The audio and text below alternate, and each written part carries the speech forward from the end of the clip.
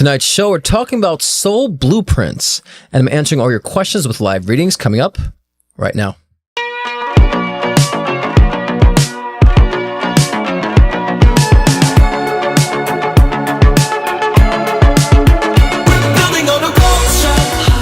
Does it look like a Devin or David? David is his name. It's been so spot on. And I don't know if you put it in the side of your end table or not. You saw like something on your end table that you this too. My God, you're crazy. Yeah. You might be hard on your right knee when you're running. Make sure you're not too hard on the right knee. 100%. Okay. Honey, I'm a runway walker. Okay. You think to work with some sort of like vibrational machine, somehow a way to work with like machinery and vibration. I work with horses, and there's actually some magnawave therapy that's vibrational. Tell me something that he told you that came true. Everything he's predicted has come true. I just don't see it. So he doesn't have cancer? It's very possible. Allow yourself to hear yourself. Allow yourself to feel yourself. Allow yourself to talk to yourself. Allow yourself to respond to yourself. That's looking within. You might encounter negative aspects of self, but that's a freeing experience. Because then they start realizing that they can't think outside the box. And I say, if you can't think outside the box, then who's the stupid one here? The ascension is not just planet Earth, it's actually galactic. It's all interdimensional. And I think that, again, we have to understand our participation in that process. So I don't just come on here and talk bullshit and repeat. I'm living this stuff. In harmony with nature, in a mystical adventure, we're building on a culture.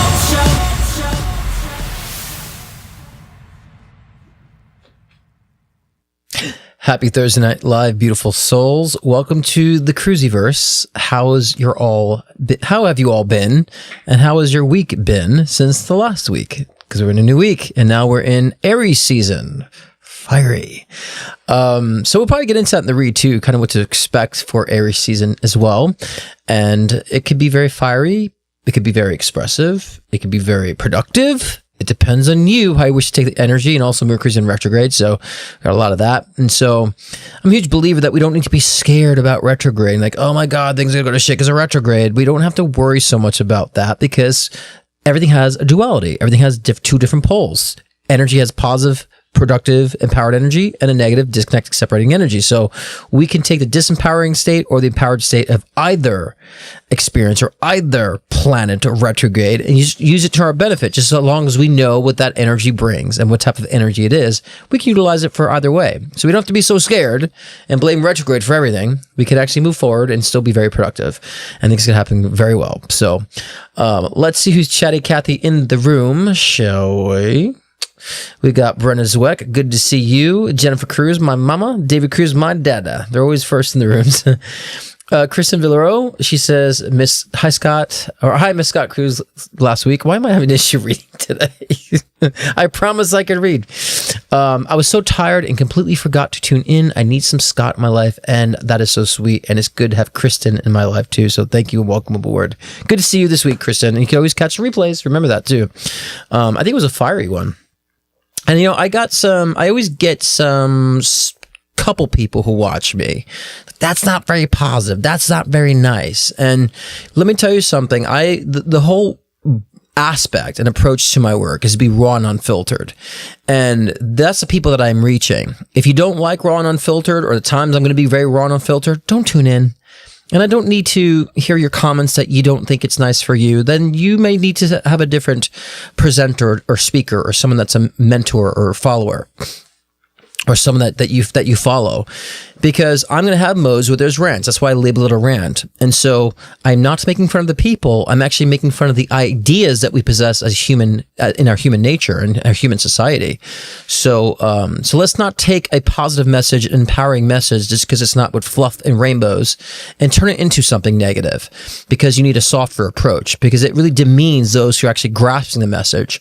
And I always say too, and I always have to kind of be very clear about this, because people don't understand when people are fiery, that people think fiery energy always means it's negative, and it's like fiery energy is passion, and passion comes with a zeal. Passion also comes with determination and clarity. And I always say, if someone needs to be woken up from something, they're not going to be woken up by a light touch, sometimes a little shaking is going to wake them up, or a loud alarm system, or those little bumps on the freeway when you fall asleep and veer off, it wakes you up. So sometimes there needs to be a loud voice that may trigger you. So ask yourself, if it triggers you, why? What is it about the message or approach that's triggering to you? Because I know what I'm doing. I'm very aware that a lot of times my message approach isn't for everybody. And so it never will be for everybody. There are certain people that need to hear certain things. And I'm interested in those who are on the cusp of an awakening. And I'm interested in those who are fed up with the mundane and fed up with the status quo when it comes to our society and when it comes to the bullshit, spiritual, fluffy, duffy nonsense.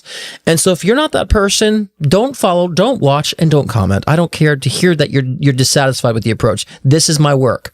There's so many other channels to tune into. So I want to be very clear about that too.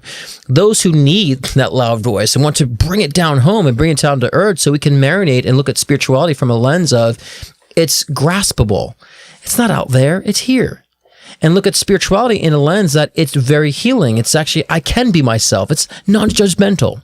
So that's my approach. And so I don't want to hear people talking about that they don't like my ranting or don't like my voice. That's part of my brand. It's part of my work. I'm deliberately doing that. And I know when I'm deliberately being crass. So please, I don't need to hear the comments about that if you're not in tune to the actual message. And I don't need you demeaning the positive message that's really underneath it all. Okay, so I just want to be clear about that. It's Aries season. I'm feeling fiery. That's why I'm wearing red. Let's do it.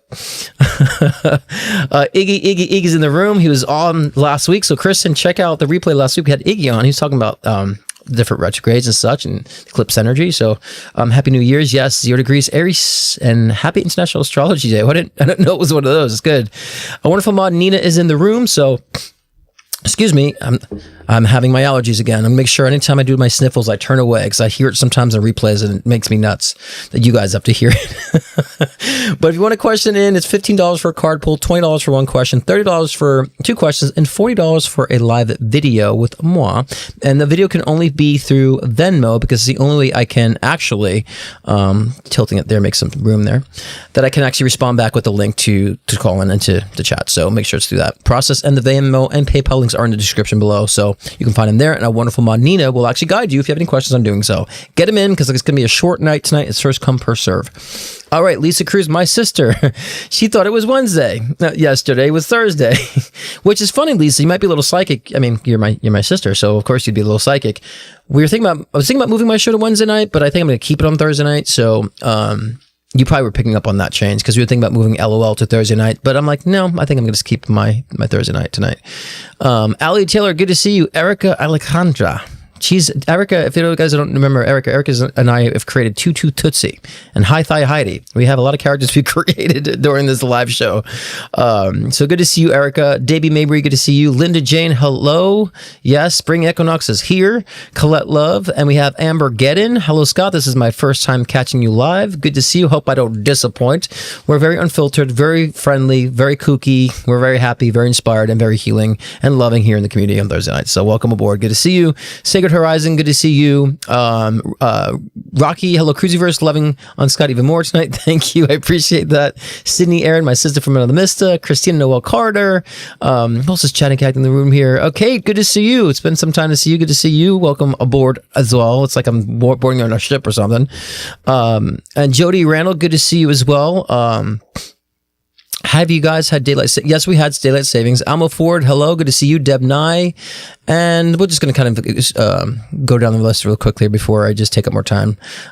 Salty Mama Soul. Love seeing you. Love that name too. Good to see you. Kim Cook 13. Everybody else who's watching. Daryl Blankenship. Good to see you, my brother. Sarah, good to see you. Let's get into the collective read. Those of you who are new, I start with a collective read. I utilize tarot and oracle cards. And we're kind of going to see what's a forecast for the week too, but because it's Aries season, why not just kind of dive into Aries season, what to anticipate for that as well. And then I'll get into the topic soul blueprints, talking about like knowing that you do have a lineage. There's blueprints to your life and how we can tap into that. And what does that mean when you understand what your blueprints are? Of course, you'll understand where you're going in the future. So we'll get into the topic and then we'll get into live readings. And I'll keep it very, very, very simple tonight when it comes to such. All right. Devin Dure, the wonderful Devin Dure is in the house. So let's give it out. Give shots out to Devin Dure, my soul sister. Devin and I have been going back and forth with her without messages because we don't have time to talk sometimes. So we'll send each other like 7-minute messages. Or excuse me, we send each other like 7-7-7-minute messages, 11-11-minute messages, 5-5-5-minute messages, and then we'll send the messages at like 3:33. So yeah, Dev and I have our little angel numbers always wrapped in our communications. And check out Devin Durr's channel too. Devin Durr has a wonderful channel too. If you guys are interested in like angel communications, angel numbers, Devin is the girl for that.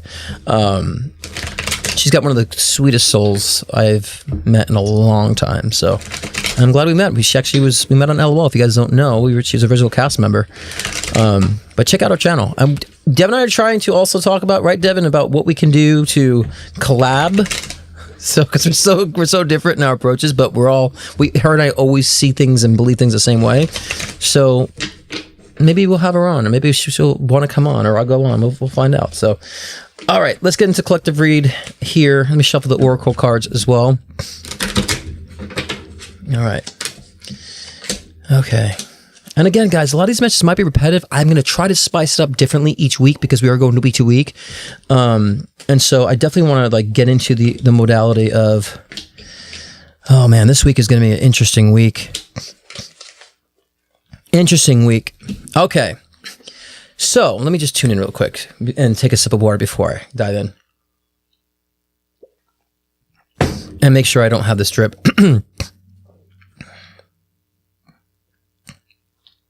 All right. Okay. You guys are going to experience a lot of dichotomy this week. Okay. You're going to see almost the polar opposites occurring in your life. You're going to find, and it comes to relationships with people, you're going to find there's going to be a lot of people that are supportive of you. There's a lot of people that don't have your best interests at stake. You're going to see the obvious dichotomy in your life this week primarily. And of course, that will proceed on in the month of May, because I think we need to kind of like look at the things that we need to sever, the ties we need to dissever, the disconnections that we've had that we thought were connections, but they really were just disconnections that we've been trying to, keep and salvage and so forth. And you realize, you know what, these are disconnections I need to fully disconnect and purge and let go of.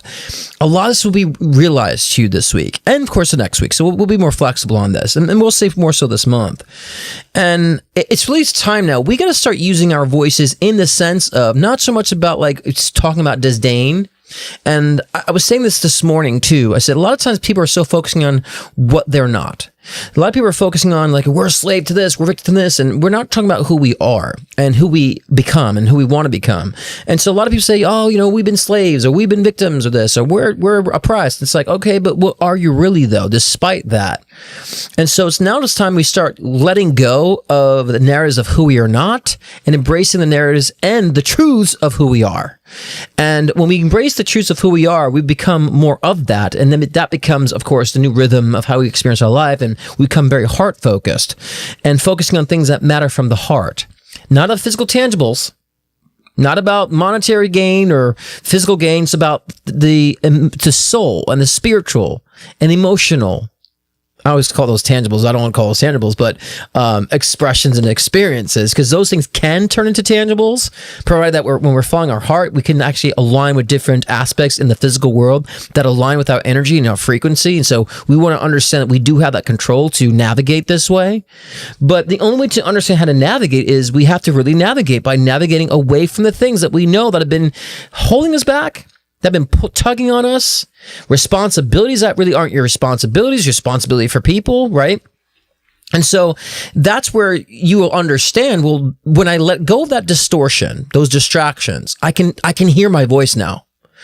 I can hear now my voice echoing, because a lot of people are afraid to get rid of people or relationships or circumstances because they're afraid that things will be empty afterwards. They're afraid like, well, then I'll be alone, or I won't have this opportunity. It's like, well, you need to actually have a moment of clarity, a moment of where things are clear, and to the space, the emotional and energetic space to hear yourself.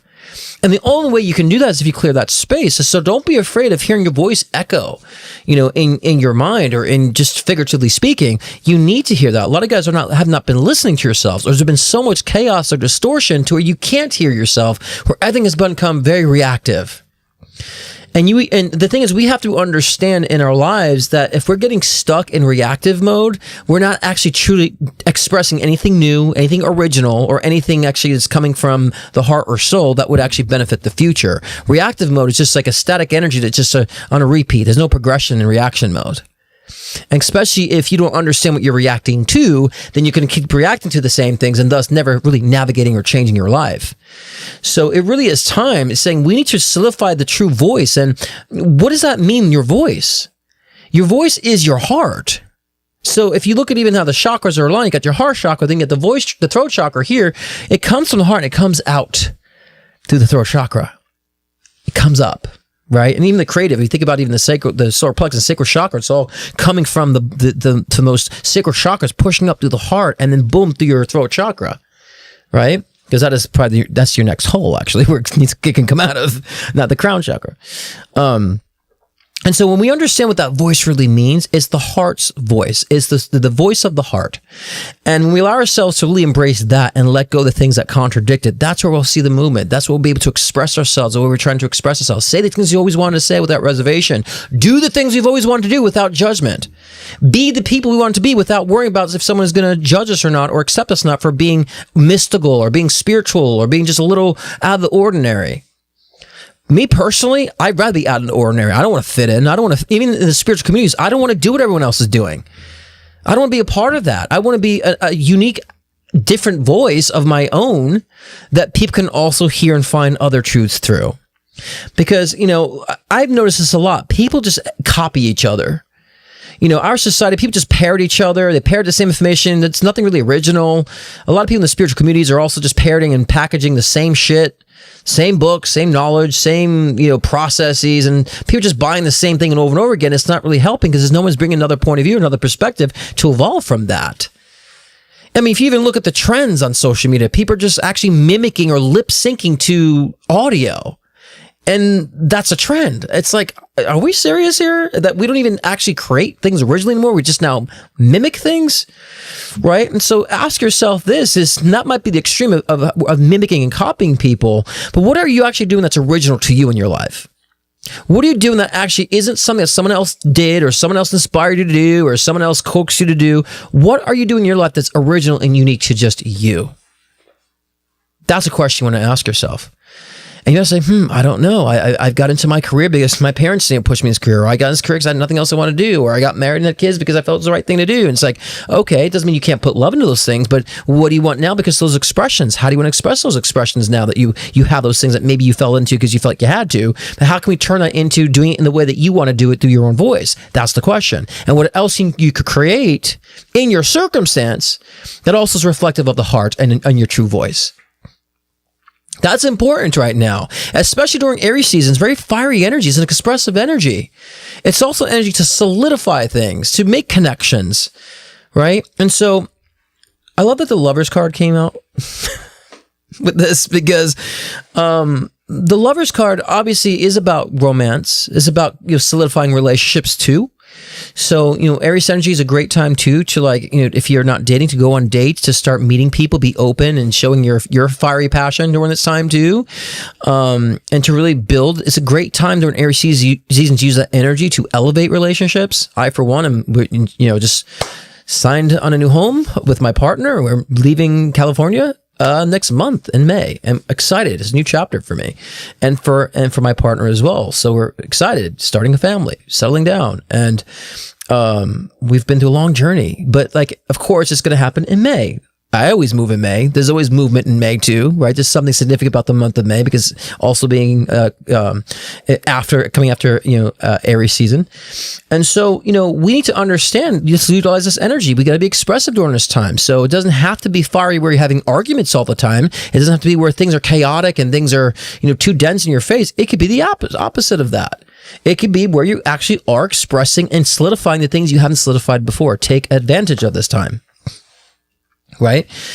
And a lot of times, I love that the Five of Cups and the Eight of Swords, to me, they're both being trapped and stuck in loss energy. Right? And so we have to understand if we're afraid of letting go of things or getting rid of those circumstances because we're afraid that we're going to we're going to experience loss or be alone, or we'll be trapped in a sense. I hate to break to you, you're alone and you're trapped now in your circumstances, because if you're holding on to something in the fear of something occurring, then you're trapped and you're alone in the situation. I've always said that, I always say this, and I'm repetitive about this, is that you can't feel an emotion for something you're not experiencing now. So if you're dialed into fear being alone, you're alone now. If you're dialed into fear being trapped, you're trapped now, because you're actually channeling that emotion about your circumstance. So you're connecting the circumstance with that energy. Therefore, you're in it in the present day. So when we talk about being present and thinking in the now, that's what we're talking about. Whatever you're feeling, that's in the now. Don't say, I'm afraid of in the future, I'm afraid of it. No, it's now. You're in it now. Be present. Or back then I felt this way. If you keep talking about what you felt back then in your past, you're still in it today because you're still relating to it. And one of my major quotes I say, what you react to, you relate to. And that means on the positive end of the spectrum and the negative end of the spectrum. With the dichotomy being manifest during this week in Aries season, you're going to be able to differentiate now. Okay, well, this is what I feel and this is what I don't feel. So it's time to maybe just cut this out now and hold on to what I do feel now. And now let's fully express my voice. And so I love the creation, oracle card, power, oracle card, that's basically your power. But I love resistance came after this. Look at I love the reads are coming with dichotomy, right? So we have right after this, we had heartbroken energy, lover energy, right? Heartbroken and then love energy, right? And connected then with loss and being trapped, right? And then resistance, power, right? So there's been even a dichotomy in the reads. So you're going to have to really kind of understand how to navigate, but understand that dichotomy, which is going to unfold. And, and so a lot of risks will take place in your relationships, but also at the same time, if you're going to sign any contracts or try to get things mended or secured during this time, it's a great time to do it. Someone said this morning, I don't sign contracts on retrograde. It's like, why?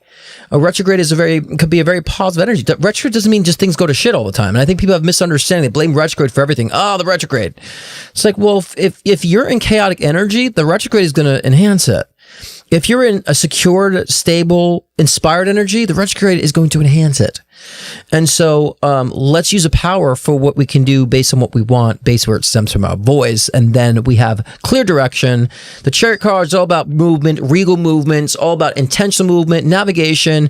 You're not rushing anywhere, taking your time and being trepidatious. You're regally moving in your own pace and a solid pace. And that's the power. And you know where you're going, and you have direction, you have purpose. Okay.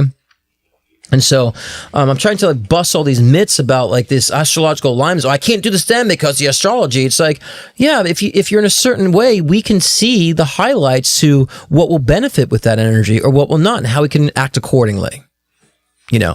So it's fucking social media astrology. Yeah, I know. It's just people just want to do a quick short this is what a retrograde looks like, and they're like this, they're posing for the camera, they're worried, concerned. It just becomes so vain. They use anything now to sensationalize things just so they can take themselves a selfie of themselves from a different angle.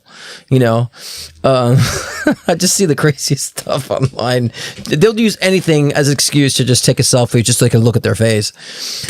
But it's a good week, guys, for this. Movement, right? And so there's going to be a lot of movement. This is where movement starts for 2025 tangibly. A lot of guys might actually physically move. I've been saying this for a while. This is my moving card. I'm moving. I'm not saying other people are moving because I'm moving, right? Because I'm only moving because I'm all on board with the collective of change.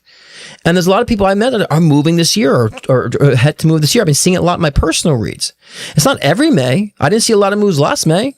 This May I do, and so there's going to be a lot of that resituating of your own, and because even moving, if you think about it, you're putting yourself in the right environment that really matches your energy, that matches your vibe, that matches your expression, and that's your voice, right, guys? So let people have their voices. Let's also kind of look at the other end of the spectrum here. Is that let people have their voice. The reason why I called out the comments about someone didn't like my approach, so they deem my message as negative. Let me have my voice. What does the fact of you not liking my voice have to do with my message? Right. And so I think that has a lot to do with everybody else too. We see that a lot in our societies. I don't like what they're saying, so I got to say something. How about just let people be, let people explore their evolution in their own terms? So the same thing about is using our voice, and part of the message Spirit's saying, let people have their voices too. And all because one sees one a certain way doesn't mean you're accurate in your representation or interpretation. I know this because I'm always misinterpreted. I've been misinterpreted since I was a child. And even with certain people that are close to me are misinterpreting what I'm saying, or they're not grasping it because they're failing to think outside or see things outside the box. I like to think outside the box. I hate staying inside the box all the time. Right? And so a lot of people who don't want to think outside the box of things will have confusion, you know? So don't be that person. Also allow yourself to think outside the box. Allow yourself to see other voices. If you don't agree, we'll see where they're coming from. Is there something that's valuable to me in it? Find the value through everything. Let everything be a teacher in your life. That's how you really develop your voice, because everything around you is a messenger. A lot of people say, am I missing any signs? Am I missing any signs? Like, there's signs all around you.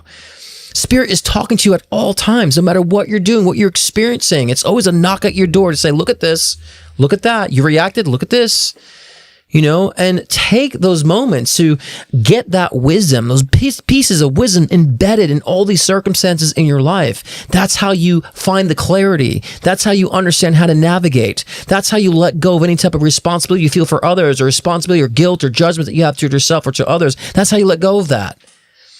I mean, very simple. If the world practiced the thought of live and let be, I think it's let it be or live and let be or something like nature. I'm trying to make a point and I screwed up the phrase, but you know what I'm saying. Maybe when you guys can help me in the chat room, what is the phrase live and let be or something like nature? If you just let people be who they are. Just let people be who they are. And I even saw a quote too about, you know, Christians are concerned about like gay people and transgender people and mystic people. They're so concerned about that, but they're not concerned about helping feed the homeless or feed the hungry, help the mentally unstable. They're not concerned about changing that. So concerned about how other people's expressions don't align with their beliefs. Is that helpful? No, it's segregating. If we're so concerned about the well-being of people, want to put love into this planet, we'd be fixing the issues that need nurturing and true care of those who are truly in need. Who someone's sleeping with, how someone decides to dress. Is that really important to changing in this world to focus on, to create division and separation because you just don't agree with it and don't understand why people choose to express themselves that way? Is that really what love and Christian thinking really is? It's not. It's not helping anything. It's causing more separation, and it's pulling more attention away from the true love that needs to be put into our planet and into our species. There's so many people suffering from suicidal ideation. There's so many people suffering from loneliness or don't have support systems, so they're depressed. They have a lot of depression. So many people suffering from mental health and mental illness, which causes health illnesses. So many people suffering, but no one wants to tackle those issues. They want to focus on gay rights, abortion, why someone is transgendered or not, right? Immigration, which has been going on for 40 years. What's really solving? So, and the reason why I bring this up too is because a lot of you guys feel this within. A lot of you guys, if you were expressing your voices and it would make great change. If you just express what you felt and actually turn the tables on things, you can help shape and shift people's perspectives, and at least how they view things. If we all kind of were speaking from our true, authentic voices, from our perspective. Then we can start seeing things more rationally, more objectively, and start saying like, hey, you know, I'm not sticking up for that. And then you might change someone's day because someone might felt discriminated against, and you kind of stand up and use your voice to defend it, and they felt loved. They felt like, oh, there is people out there who support me. There are people out there that care about me. But if we're too consumed about bickering left and right, how someone said something, why they're saying what they said, why they dressed the way they're dressed, we're so consumed about that. They're not being loving and positive enough. All this bullshit we're so consumed on, we're making our planet go from here down to here. Instead of raising the planet, saying, good, we love the differences of perspective and differences of approach. That's wonderful. We're in the soup of creativity. Good for us. That's great. We have soft-spoken people to reach the soft-spoken people, or the soft-spoken people that need to calm down the loud-spoken people. And we have the loud-spoken people who need to raise the voice of the soft-spoken people. There's something for everyone. And so this is what we have to understand, is that our voices are important, and also the supporting of the voices of others. And that's how we can allow this collective energy, this fiery energy of Aries, to create productivity and to bring great positive change and effective change. Right? And there's got to be a group of people and a movement of people to stop the mundane. People are so bored with their lives that they're too busy creating pranks online and there was a trend called the side profile trend, where people just like showing their side profile trend. And that was it's like, are we really this dumb? Have we really gotten so bored with, we don't have anything better to do that's productive, exciting, or creative? Right? So right now, like, I want you to look at society in that way, to disassociate yourself with that aspect and say, how can I counter all that stuff? How can I counter all that mess? How can I counter all that mundane, vapid expressions with something more beneficial? And that means there's a lot of you guys who are light workers that need to start getting your expressions on the table. That need to start getting your practices going. So a lot of you who watch are very creative. You got to get your creative business off the floor. It's time to start even personalizing what you can do to capitalize on the work that you're doing, so you can support yourself, bring value, and then people appreciate your value. That's how money flows. It's time to get it going now. Stop debating, when should I, when should I? Just do it. Push yourself. And there are times, there are things that are necessities in our life. And I always say, taking a shower is a necessity. Do you question yourself and say to yourself, I don't know if I'm ready to take a shower? No, you got to do it, and you push yourself to do it. It becomes a natural, mundane, built-in default expression. You don't say to yourself, I don't know if I'm ready to brush my teeth. Well, some of you got some bad breath, so I don't know. Maybe some of you are not ready, but you don't say those things. Like, I just got to brush my teeth, something I need to do. Same thing with your expressions. It's something you need to do. Don't question it. Express your creative expressions. Express your talents and skill sets the way you want to express it. Don't question about being ready or not. Just do it. It's a necessity. And it's time that we prioritize what our necessities are. Is it a necessity to be scrolling, like I always say, finger fucking the screen? Is it a necessity to be scrolling social media and just consuming information and consuming random content? No, that's not necessary. Is that actually in alignment to expressing your soul purpose and expressing your voice? No, especially if you're being reactive to what's on social media. It's keep fueling that same mundane cycle of vapid energy, disconnection from soul, soulless energy, soulless experience. And while we're doing this, and AI is growing, and AI is becoming more intelligent, and before you know it, you're going to wake up and you got AI that's being more creative than you. You have AI that's doing things better than you can. So it's time that you stay on board so we can actually dominate AI, because I'm going to be one of those people that's going to dominate AI so that I can take care of my mundane, so I can be more inspired and more creative. And I want all you guys to also jump on board with that. My mission is to rise people up and to rise all you guys up to your true potential so that we can actually dominate. Dominate. I don't care what expression you are. I don't care how you talk. I don't care if you say the fuck 5,000 times. That's all irrelevant. What are you doing? What change are you bringing? Period. Done deal. Okay. And so that talks about, and getting into that, we're talking about soul blueprints. I was having problems saying soul blueprints. I'm getting a little warm in here. It's the fiery energy. I just can't handle it. Let me just put my air. Let me lower the air. Some people say raise the air, but I say lower because you're lowering temperature. And it is, no wonder why. It was at 78 degrees in here. How am I dealing with it? I need to at least have a sensible 74. But soul blueprints. If you think of a blueprint, we do have a beginning to end, right? We do have a trajectory that we're on, not just in this physical incarnation. We have several incarnations. There's a timeline in that sense, if you want to look at it in a linear way. But your blueprints is really kind of the structure of your soul experiences. It's kind of also the direction of your soul experiences. A lot of times we like to call it the Akashic Records, right? And which the Akashic Records is just the spiritual library, so to speak, that has all information of past lives, current lives, future lives, information about certain modalities that you can tap into. And the more you become good at channeling, you can channel a lot of information. And that can also be embedded in your consciousness, so you can start encoding that information in physical reality and see through things, right? So we do have a lot of information. But I also say that information from your past incarnations, that blueprint information, is stored in your DNA.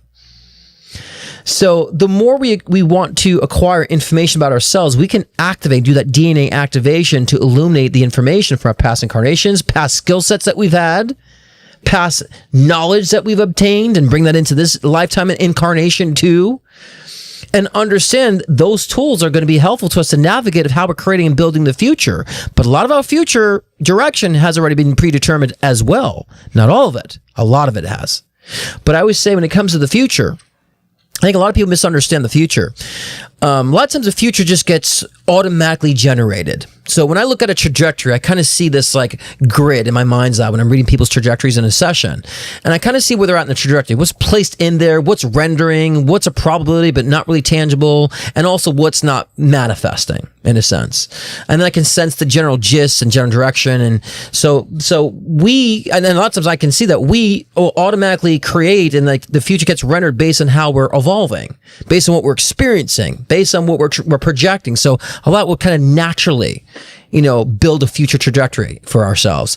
And a lot of the unresolved, a lot of stuff we're not aware of, will kind of keep those aspects of the future quite open.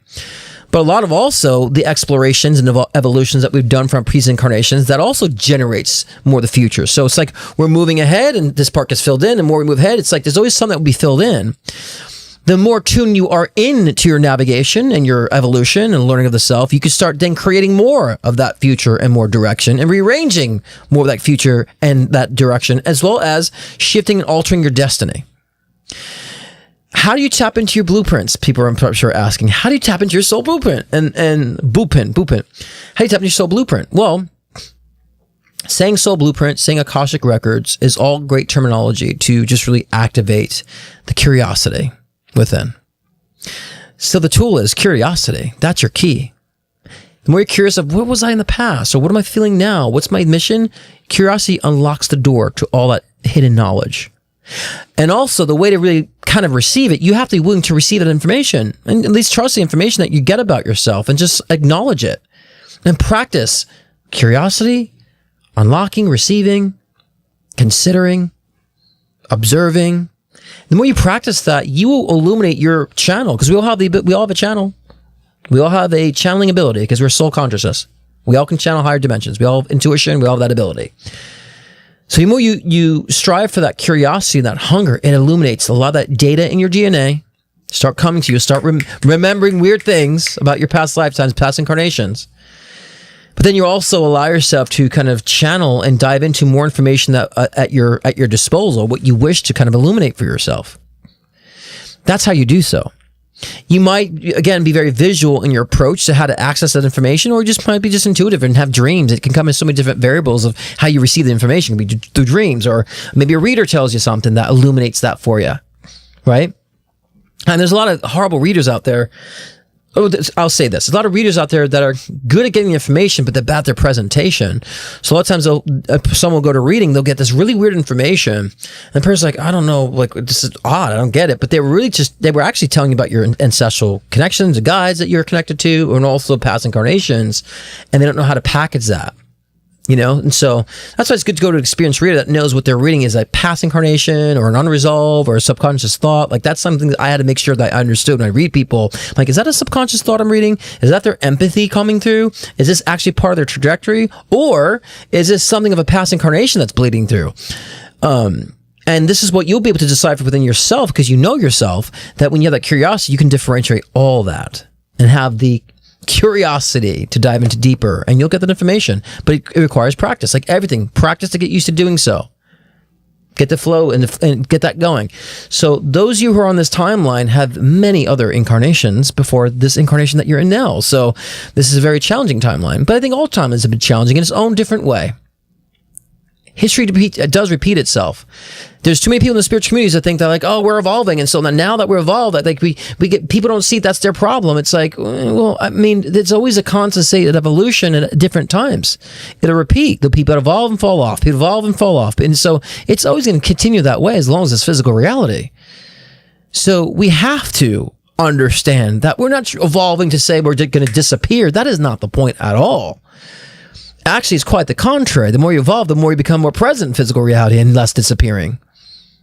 And so, and the true essence of mastery of your blueprint and who you are is that all walks of life don't bother you. You understand it.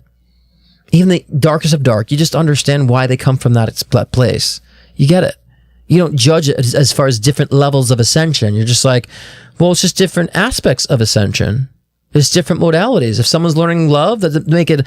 If someone's learning about self-love or love in relationships, that doesn't make them any better. If someone's trying to learn how to be successful in a career, it's like saying, "Oh, but this is higher, more ascended than someone who's learning about." It's like that's bullshit. It's just different. It's all learning about self-power. At the end of the day, we're all understanding what is our power, what is our soul power. It comes in different packages. A lot of people have struggled with their power, so they become abusive to people. A lot of people struggle with their power too. They become abused by people. And they're learning through that abuse energy, either through the taking or the giving of it. It's not different. It's not greater than or less than. It's just different expressions of finding power and understanding our power, period. You can call it love. I call it power. Right? And so a lot of people are trying to find power through money. A lot of people are trying to find power through control. That's an illusion. That's a disconnection of someone who has struggled with power. For me, my power is staying in my own peace and not being affected. Like you guys hear me say all the time, objective and unaffected. That is my power. People don't faze me. I can understand why things connect the way they do. I'm on the skate. Don't bother me. Doesn't affect me. You don't get me mad. Right? So that to me is power because I'm not affected by physicality. I'm not letting my soul being swayed by someone else. Right? So the more you do that, the more you understand your blueprint, the more you understand other people's blueprints. You can kind of see and get a gist of what that's their karma. That's what they're learning. It's no different of ascension. Let's break this ascension bullshit. Oh, they're not as ascended. Bullshit. There are people that I see spiritually who go in the darkest of dark, and they're more ascended than people that are holier than thou in spiritual communities and saying their affirmations. There are people that are down and out on the streets, wrapped up in drugs and prostitution, who are more spiritually evolved and ascended than those who are practicing and preaching love and light. I guarantee you, I see their soul trajectories, and they're further advanced than those people. Because you know what? A very advanced soul will go deeper to learn and to learn the hard way. An advanced soul will go as deep in the dark levels to find more of their strength through it. So a lot of people in the spiritual communities have ascension all wrong. Ascension is about love and light and being positive and not being and just like embracing everything and just running away from negativity. That's ascended. Wrong. That's descension. And I said this before, that's putting your heads in the clouds. That's a delusion, state of delusion, because you're not able to look at the dichotomy and the duality of life. Do you know what God is? God is all that is. All that is what the God energy is. What does all that is mean? It means God is perceiving life through every experience. God is learning more of itself through our own experiences and is allowing ourselves to expand and create an infinite essence of life, eternity, because God is defining itself through all the deepest of negative, the spectrum of negative to the spectrum of positive that we define it here in the physical earth. It's not negative or positive, it's just light and dark. It's just different modalities, but that is all it is everything. The things you hate is God. The things you love is God. All of it is God. Because if you guys are saying that's not God, no, God is just a love energy. Wrong. Because if that was a God so powerful wants to fight against darkness, then why is there a God not powerful enough to eradicate the darkness? If the God has not eradicated the darkness, because the darkness needs to exist. And once we understand this, we stop the judgmental bullshit on people. We stop it. And we stop playing this phony, donny, ascended, high frequency, low frequency bullshit. We'll stop doing that. We understand that if we're on the same timeline, we're pretty much similarly evolved. There might be a spectrum of that where some maybe not as evolved and maybe some are evolved a little further, but it's not even about a hierarchy. It's not even about progression. It's just different. When you're connected with the collective, that collective is just as powerful as you. Just as powerful as you. And some people are very powerfully stupid. Their stupidity is so overwhelmingly stupid. Same power, but they're not expressing their power, so the stupidity is being expressed in this incarnation. But they have to learn that intensity of being stupid. So the one thing I've been very loud and clear about, especially now during Aries season, I'm going to wrap this up because I want to get into the live readings, is that we have to stop judging ourselves and stop judging others. Nobody's learning that. The Christians preach it, and they're the ones doing it the most. The hypocrisy with people who preach even love and light are not doing love and light. We got to honor reality. We got to honor existence. We have to honor life. We have to honor creation. By saying something should not exist is all saying that you are more knowledgeable of creation than creation itself. And that is bullshit, arrogant, narcissistic bullshit. And that you know better that someone else has to speak a certain way is bullshit. That's narcissistic. If you know better that someone else has to behave a certain way or have sex with the right people, the wrong people, that's arrogance. And quite frankly, I'm over it all. And I'm over seeing no one talking about that issue. People removing spirit from spirituality. And it needs to change. And we have to be the ones that are actually pioneers of bringing that change. That's the real change, guys. I don't care how lovey-dovey you think you are. That's not bringing change. I said it last week. And those who are watching who didn't like last week's message, here it is again. I don't care how escaping of negativity you think you are, you're sitting in negativity. Understand your blueprint. Understand your evolution. Understand there is an evolution to things. You wouldn't judge it. And to wrap this up, people always say, well, what about the people who never to kids and, they're abused and all this stuff that's going on? Well, let's pose this a different way. And people are going through really bad circumstances. What if Hitler was incarnated as one of those children being sexually abused or children being harmed? You'd think differently. You'd say, well, good, he deserves it. Has your love and light changed? Oh, but the poor kids, but the poor people who were abused. Yeah, but that was Hitler. Stalin. Well, good. Well, then they deserve it. Watch how your intellect will shift when you look at it that way. I see everybody's intellect shift that way. They deserve it. Or even people who've done horrible things to you in this lifetime. Oh, I hope they get theirs. Well, they do, and they get it in their next lifetime. But then you're going to cry about how they're being abused and it's not fair for them. So we have to understand the process. We have to understand the mechanism. And the mechanism of life, not quantum physics, about how this neutron and photon and collapsing of energy, like I said the past couple of weeks, we need to understand the mechanism of our evolution and of the actual incarnational experience and the evolution process. And once we understand that, then we don't become judgmental. We become really focused on make sure we accomplish our mission and thus connecting and coinciding with other people's missions, which creates a collective and growth and evolution. Okay, that's the deal. So you want to know what your soul blueprint is? The key to that, unlocking that, is curiosity. Finding within yourself, learning more about yourself. And that's how it explodes. We all have that access point to it. We all are channels, we're all mediums, we all have the ability to do so because you're soul consciousness. All because you didn't learn how to do it doesn't mean you can't. Okay? A lot of you guys haven't learned how to love yet. Doesn't mean you can't love because you are love, right? So, all right, before we get into live readings, I have a wonderful, beautiful message from Nina, so let's get to that, and I'll be right back. Channel message, Thursday crew. You are building towards something so, so beautiful. I'm hearing and I'm seeing this imagery of Legos being built, puzzles being put together, and I heard that the missing puzzle piece that you've been looking for this entire time has been right here. You've just been your only missing piece, but it's funny because you've literally always been there, and I'm seeing the imagery that I'm being shown is putting your own puzzle piece into the whole image and going like, that is a complete image.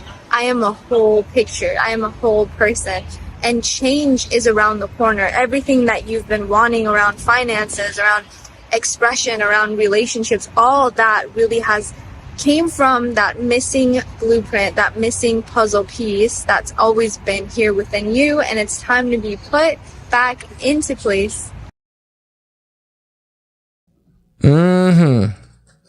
Sorry if Nina, you left us hanging. It was like a little cliffhanger there. I love it. I mean, really, and I love Legos. I used to love them when I was a kid, so I love the analogy, Nina, except I swallowed a few Legos. They always showed up. They weren't the same color, though, after they showed up. It's true, guys. Let's keep it that simple. Building blocks. Right? You're building the blocks. You're building the aspects of your life. Are you guys building anything? Like I said before, what are you doing to your life that's original to you? Right? But Minecraft your life, right? Come on, let's Minecraft our lives and let your soul be souling. All right. I love how the music just started happening. Let's get into where's the music? Why is it? There we go. You don't want to hear that. Let's get into live readings. Y'all ready? Y'all been waiting for a long time. for this. It's here. Okay, we have... Let me get my link for Rashida. Rashida, I'm going to give you the link to call in because she is going to be the video reading for today as well. I had to add Rashida to my opening because I love that. I'm like, there's something with your left knee. She's like, honey, yes, I'm a fucking runway walker. I love that. I'm like, got to add that to a live reading. To that intro. All right, let's see if I can copy the link here. And so look out for your Venmo.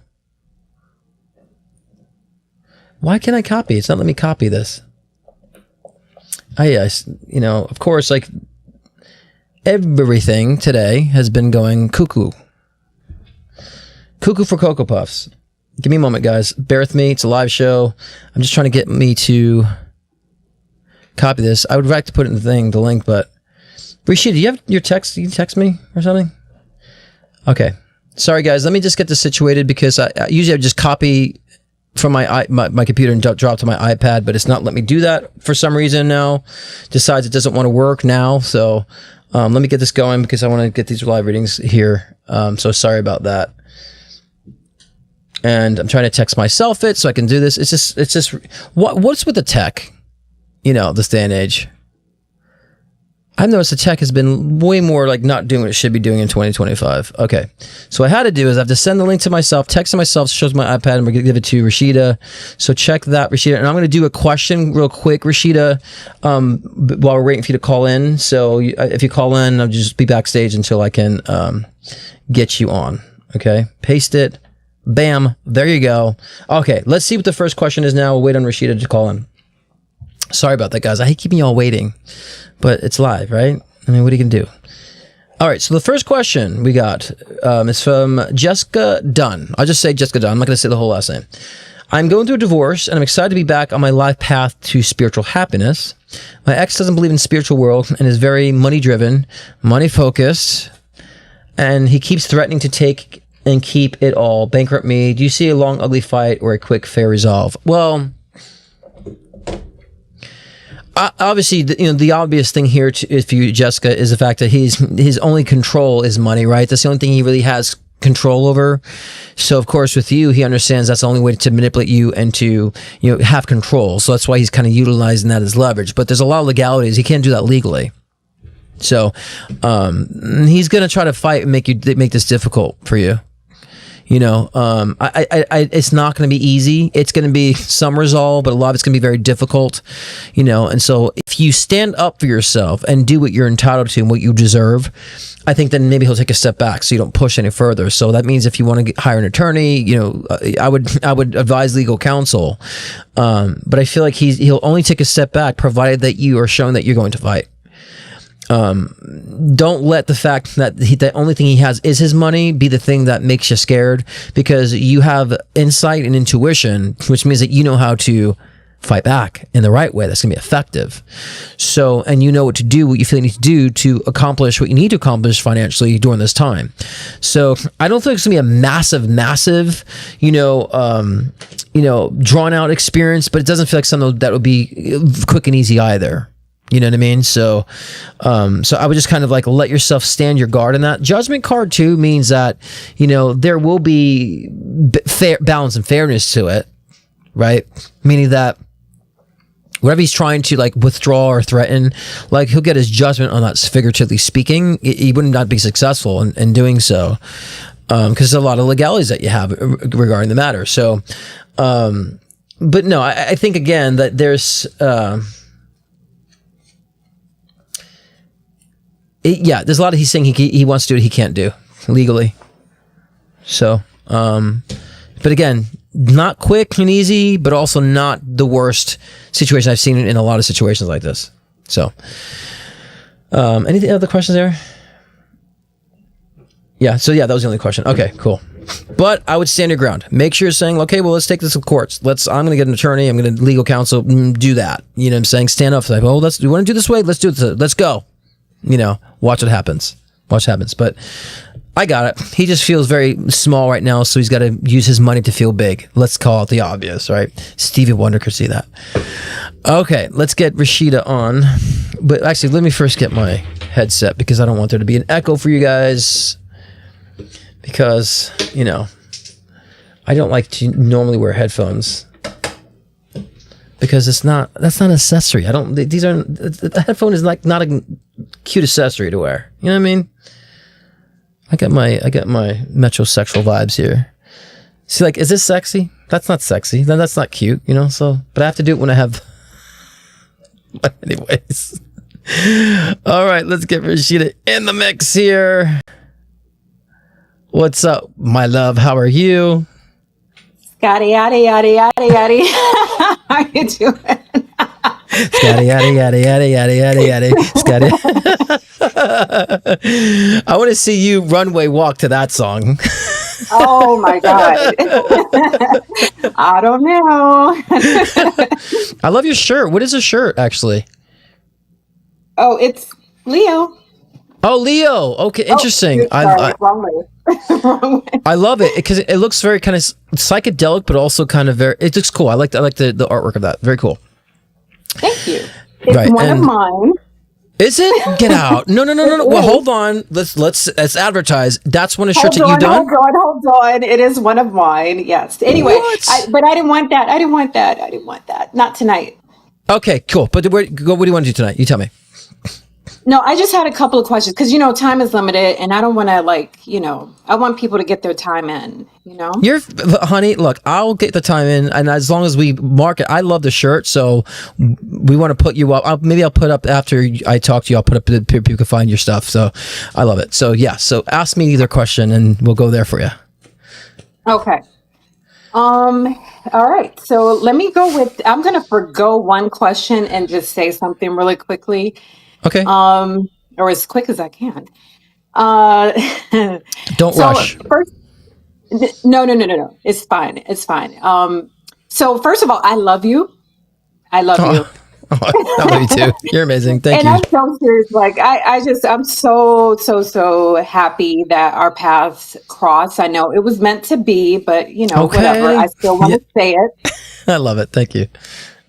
But okay. So I was thinking about this as I was listening to the collective, and I was brought back to this message that I got when I was channeling one day. And so my name is Rashida. It is Rashida. I love my name. Can I just say that? I love my name. My first, middle, and last name, birth names, I love them. Yeah. The meanings ultimately are an intelligent, beautiful messenger. But when I started nursing, I gave myself the nickname Rocky because I thought it would be easier for people to pronounce, Yeah. So I was questioning, though, about why it was that I was in nursing still, because nursing has kicked my ass. Yeah, I know we talked about that. It has provided me with the journey has provided me with so many rugs being pulled from beneath me. Right. Me not only questioning the profession because I wasn't making the money that all these other nurses were making. Right. And then too, at times I was even contemplating, why the hell am I still on this planet? Oh, sorry. There. No, we got you. No, yeah. To continue. Yeah. And so, and to be very honest, to be very, very honest, I do have the artist, heart or whatever, creative heart, but I went into nursing partly because I wanted to make that money. I needed to. I have children, so absolutely. I saw other nurses with seemingly different hearts. I understand it. Just rise up and get praise and make way more money than I ever have in my life. Right. So anyway, my guides told me basically that I am absolutely doing what I was meant to do. They reaffirmed that. And even the nickname that I had given myself, it was, sorry, I'm looking at what I wrote. It's so sloppy when you're just. Yeah, I get it. Yeah, right. But yeah, so they basically said that I was the name was chosen partly to be more easily able for the patients to resonate with them in their hearts, to stay in their hearts, you know, comes through their filters, but then it stays. And so when people are assisted, they don't remember your degree. They don't remember what school you went to, what position you have, or whatever. They remember how you made them feel. That's right. The heart. Right. And I have had so many more patients. I've connected with so many more patients in such a way where, you know, I know for a fact that they will, you know, like we're going to meet on the other side at some point, and it's just, it's going to be a continuance of that beauty. So, I've actually, I'm sorry, honey, go ahead. What I was going to say to you is like, this is for you too, right? Oh, it's absolutely. Just not, this is so for you. This is you activating your heart chakra. Like this is part of your blueprint to do this, and it's part of your blueprint to be creative too. It's all part of the process. Yeah. I just wanted to add that in there. But I didn't mean to interrupt, but you're saying, you can conclude. No. It all comes together. But yeah, so it's been beautiful for me too. Like I have had so many funny moments, like just tearful moments, tears of joy moments, like all of that. I've enjoyed like just doing so many things that weren't even nursing related for my patients, you know. So where's the butt? Yeah. Where's the butt on that? I'm waiting for the butt. Well, the butt is the money. Let me get into that. Let me get into this because I always say when we're on our path, like I always like spirit allots money to keep you where you're at, where you need to be, and then when you succeed at that, then it lots more so you can keep growing and expanding. Many people are just living more of a money focused life, and so they're very intentive of getting that, and so because of creation we can do that, but they're not heart focused. And so what happens is they might rise quicker to that financial, you know, receptivity and financial gains, but then they're missing the love, they're missing the heart in their lives, so then they end up drinking, losing all that money, spending all that money, or just being completely deficit in relationships, connectivity, right? Yeah. And I've noticed many people that, because I've been very slow with my career and building my career in money and been consistently going up, not down, and I've been taking more time, but those who rise quicker than me, I was like, gosh, they're in debt, or they've gone bankrupt, or they're back into a studio apartment, right? And those who I've been also friends with who have been building their crafts and careers slowly, they're just as strong now. They've been growing slowly with me too. So don't compare yourself to those who rise quicker because they're more money focused.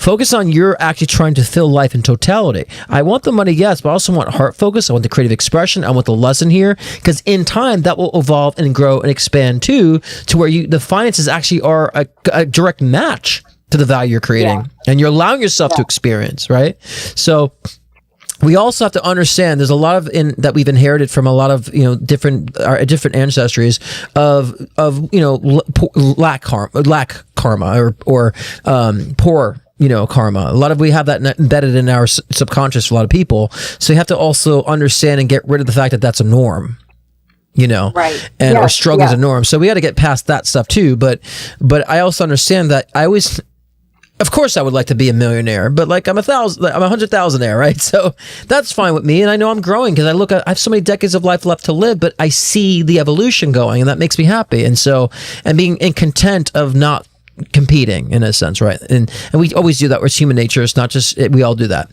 But I think that when you embrace that, you can accelerate now more of what's in your blueprint, and you can accelerate more of that, and then you'll start seeing more of that money come in and be accessible to you, and you'll grow in that. You know, one thing noticing it after I've read you a lot is that you battle yourself a lot. So that's what holds you back, and that's what slows things down. I can do this, but I don't know. It's like, just do it. Just go put it out there. Like, let's advertise your t-shirts right now. Come on, girl. Like, let's do it. You know what I mean? And so it's things like that will accelerate and skyrocket and bring the profit and the revenue in.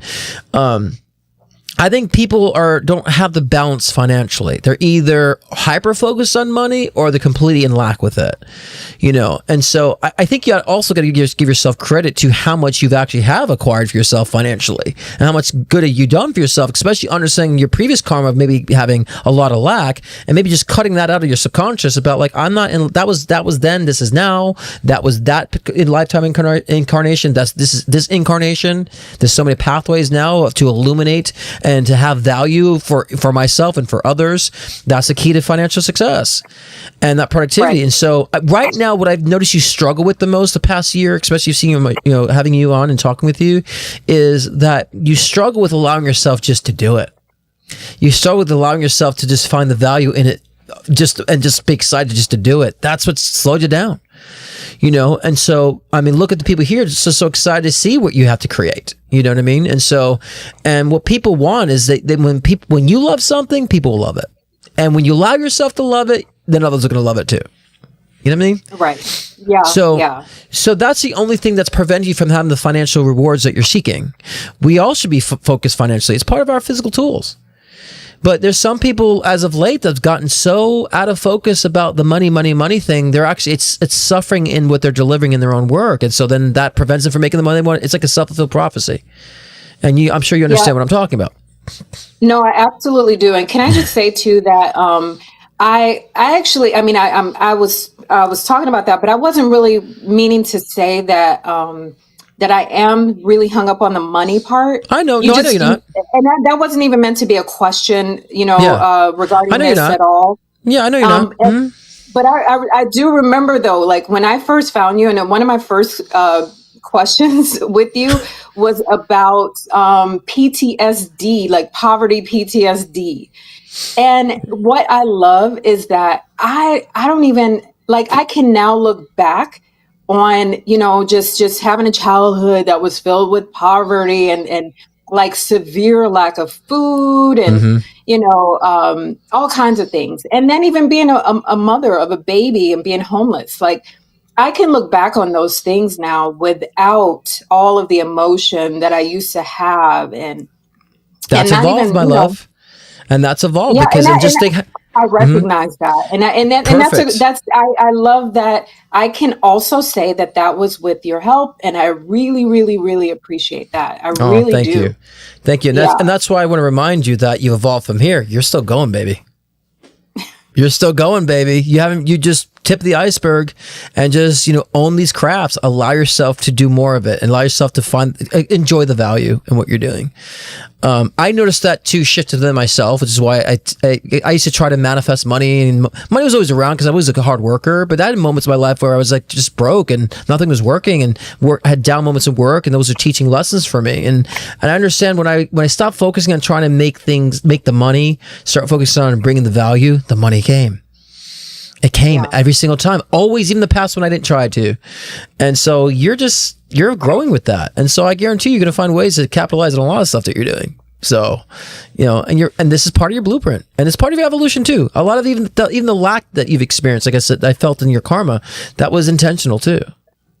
Right. And to clear that karma midlife, girl, you're ahead of the game. Most people don't clear that karma out until after they've had their incarnation. And, once they die, then they reflect, then try to resolve the karma. You're doing it midlife, girl.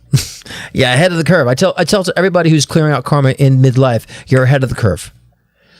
And so everybody listening, understand that. Some people wake up at 50 years old, they realize it. Oh, I feel I'm so late. I'm like, no, you're early. You didn't die yet. You realized it, so. Any questions for me? I'll be 50 next year. I don't feel it though, so let's girl, not you don't push look me it. Oh no, girl, you don't look it, girl. Gee, you just fooled me. I'm a spring chick internally, and in the mind and the spirit. So I don't feel 43. I feel like an old man when it comes to my intellect, but like as far as like my body, I still feel 20 something. So exactly. I get it. Any questions you want to ask me before we close? Yes, sorry. Okay, so in one of our sessions, you actually told me about my oldest daughter, and you said, you said of all of the three, that's the one I'm kind of worried about, and I didn't really understand it, especially based on how things were going and based on how things have even evolved since then. But you said that you saw her going into the medical field, and I was just even more like, what the fuck? I don't know about that one. I love it. And then there was a possible opportunity that was going to open up for her in the medical field not too long ago, but then it just kind of faded away. And so we were waiting to hear, and nothing ever came of it. So I'm just wanting to get a feel for her, for that, because she's moving out too in May. There's another May move. And she'll go into the medical field somehow. Okay. So she'll get into it. So obviously you saw like that was crazy. And then you guys try to get her in, didn't pan out, but it'll pan out. You know, look, your oldest has to learn how to, same thing with you, how to be determined.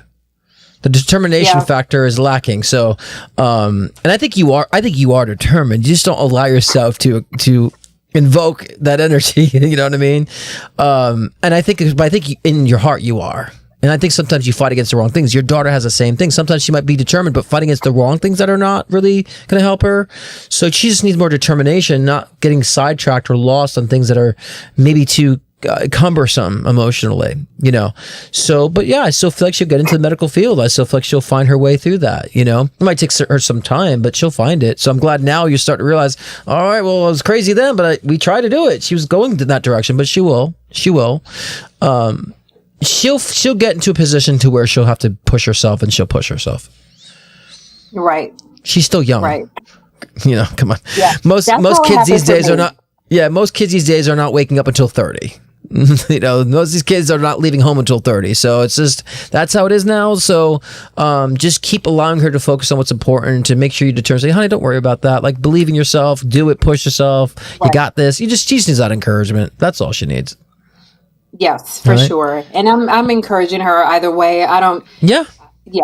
So I was just curious about it, and it's just, again, I didn't tell her. I didn't tell her. I didn't want to tell her, you know, too much about what you said, but that's okay. You know.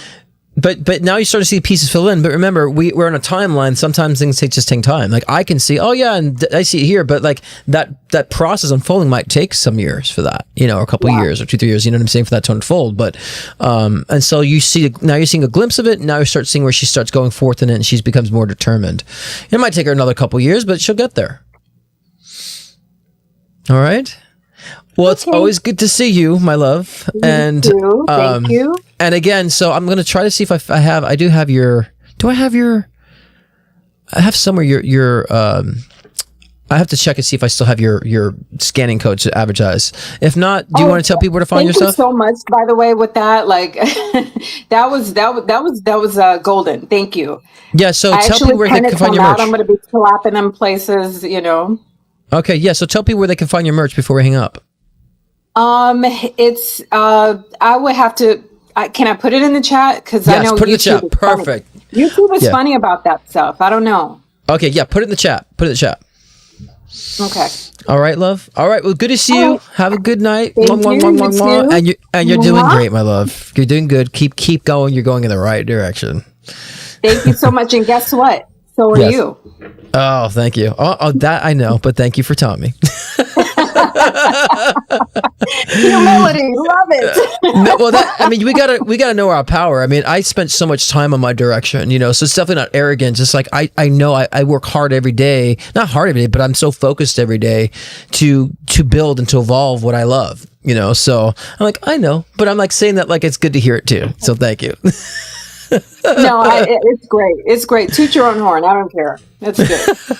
All right, my love. Have a wonderful night. We'll see you soon. And put that stuff in the chat, okay? Okay. All right. Thank you. Good night, my love. Good night. Okay. Bye. All right. I think I have. Let me see. I do have the Rashina batter. There we go. Watch this. Bam! I know I still had it up here in my templates. So yeah, if you want to see Rashida's stuff, Rock Your Sonovic merch, scan the barcode there. You know, she's got mugs. I think she's got those astrology journals that she's done too for each sign, and then her shirts. I think she said she had. So scan that barcode, y'all.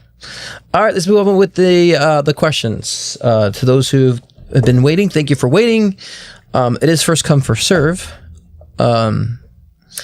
Okay, so we had Rashida, we had Jessica, and now we have Kristen Villaro. Kristen says, question, should my lottery numbers be... No, just kidding. Because you know I love that question, right, Kristen? What are my lottery numbers? I sent out 6 query letters yesterday for my funny novel about kids that's half finished. It takes 48 weeks to hear back from them. If they want my manuscript, do you see me hearing back from one of them? Remember that last one? I was kind of like, like I felt like it was incomplete. Like she requires something. Like it just felt like a half and half of energy. Yeah, I think you'll hear back from one of them, on this. I think more like a good time for receiving response on things would be like mid to late May or even early May. So just May. So, April could be a time of that. So it really depends on the energy of people, where people are at. So like, yeah, this month, but like more so April, May is to be a good time to like want to get receive a inquiry on things. But I would also make sure that you follow through on these things as well. But this is the normal process. You're going to have to fish. You're going to have to get these queries in. So it's going to happen. But I feel like someone will reach out to you out of the 6, It's hard to predict stuff like that because those things aren't written in the stars. You know what I mean? So if it's not the 6, somewhere along the way, I feel there's going to be a connection and someone that wants to work with it. You know what I mean? But it's just shopping around. So I would say my guidance to you is like, accept the natural process of this. Of like, I'm going to send out to a lot of these people, and that's just a normal process. So just accept that point. And in time, I do feel like there'll be a link, and so I think even when people read an email that it's not yet finished, people are like, okay, well, I'm not going to like respond right away, So it could be a good thing, it could be a bad thing. So you don't have to jump the gun on it. But in time, I feel like you will, because, 8 of Swords, success, there'll be movement in it, so that's successful, there's movement, so that's a good thing, so that's a good indication. Things will be moved on it in time. But sometimes these timings are not so predictable, just so you know. So, it's been so long, but I think once you become closer to finishing the product too, you'll have a different energy about it, Look, I have been doing my work for 12 years. Okay. I've been on social media now for a year and a half. Where are my numbers at? It takes freaking time, after being on television and then having, 20,000 followers on my Instagram and then 15,000 on my, Facebook. And I'm like, that wasn't even enough then. Right. And I'm like, now I'm on social media, like, why are my numbers so like slowly, saying it's just things take time to nurture and to manifest. Just keep applying it. Keep applying it. That's more of a mentorship advice that you'll need about something like this, and a lot of times we're just like carving that into reality, or a lot of times we're just embedding the energy in reality so then it can start, I would say, especially look at how long it takes for a plant to grow, right? You get water and nurturing it. So sometimes things just require time, embrace that part. This way you have fun in the time. The problem is when we feel, disoriented because of the time, we feel so disconnected, and then we don't allow ourselves to enjoy the time and space that we're in, which will give us more inspiration. So just say, I'm going to enjoy this time process. Whatever time it takes, enjoy that. Watch how different your intellect will be. Yeah. Yes, because there will be movement on it. You know what I mean? There'll be movement on it. And you can feel there's movement on it, but you're more excited now because you believe in it more, and you're also more excited about it because I predicted it without you telling me that you're doing a book. So I think that added to the excitement too. So last time I predicted start books, doing series of books or doing books, and you didn't tell me, and so you got excited because it was confirmed, right? So there's a lot of that energy too. So it's still making sure you're being patient with the timing on it too. It's good. It is good energy for movement. It's good energy to manifest this year. I tell everybody this about last year. If you want to get something going that you've been putting your heart and soul in, get it out this year. It's a perfect time for this. So that's why I feel like more like, April, May is good for even on that and inquiries. And just keep finishing it. Finish it. So yeah. Sydney Aaron needs some brotherly guidance from spirit, she says. Navigating a massive timeline shift for my family. What is the overarching guidance for us the next few weeks? When is my son going back to school? I don't know if overarching guidance for the next few weeks. In which context, love?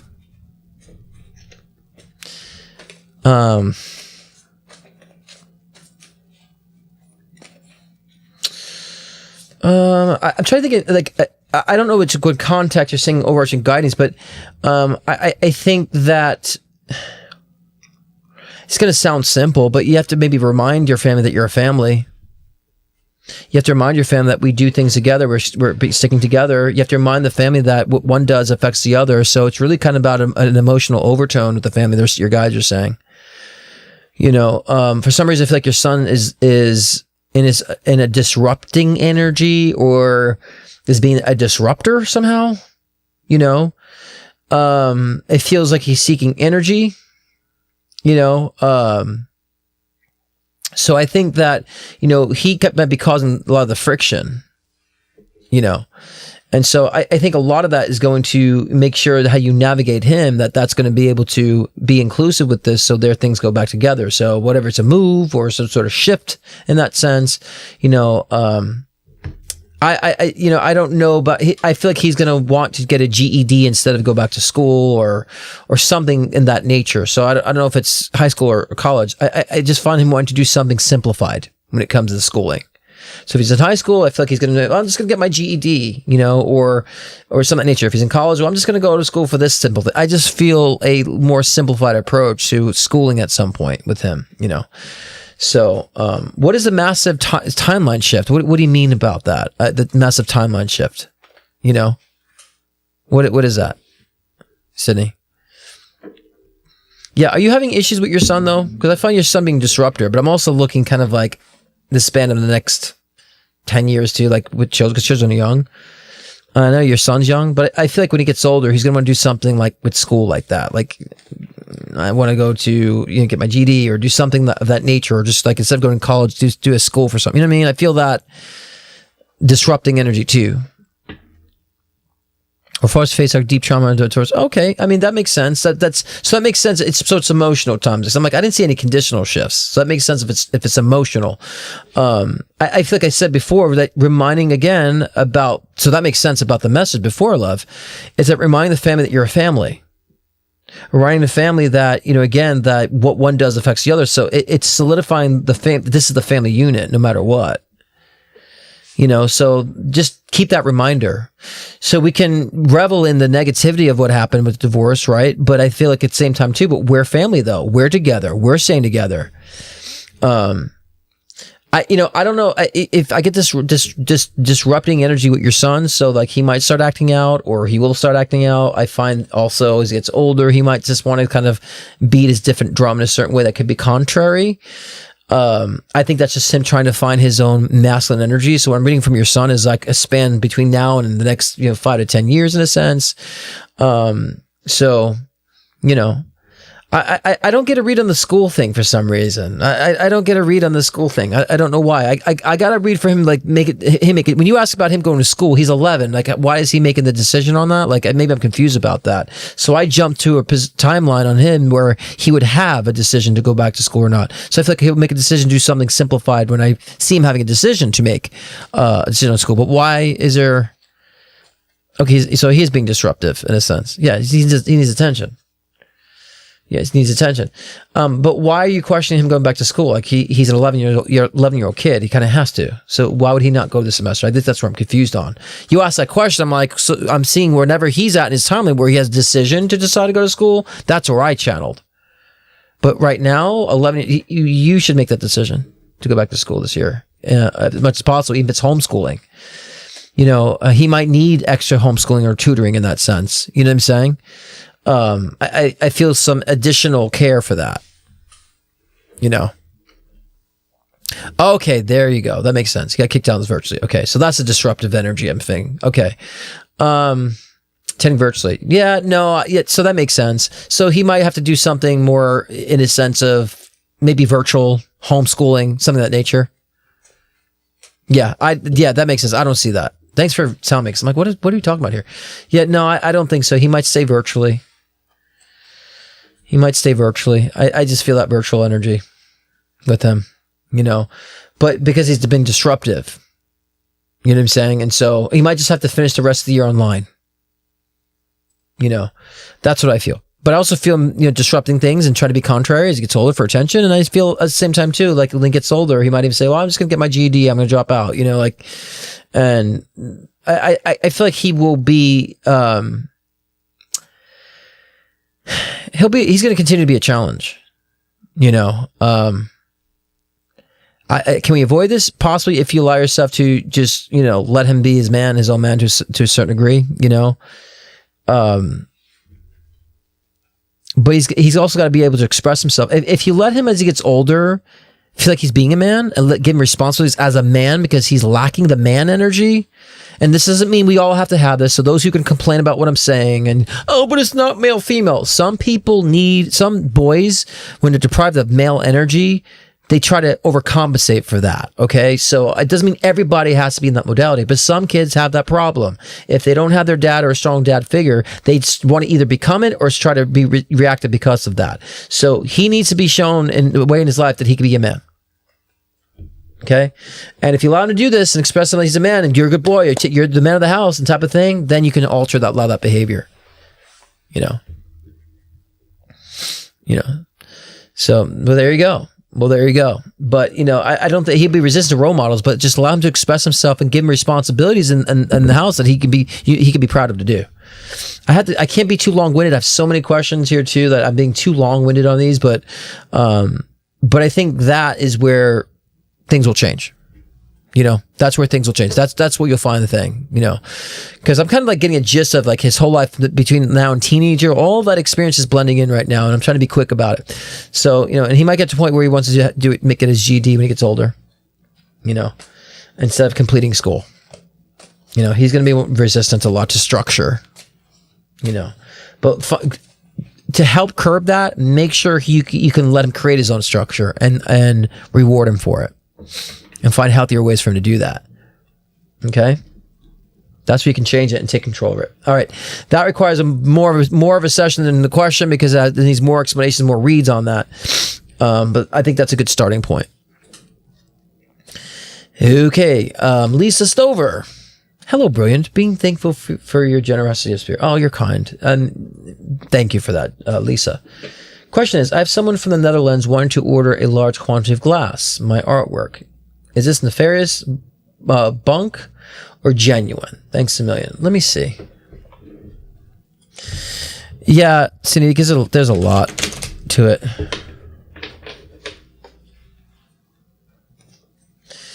I feel it's nefarious. Lisa, it feels nefarious to me.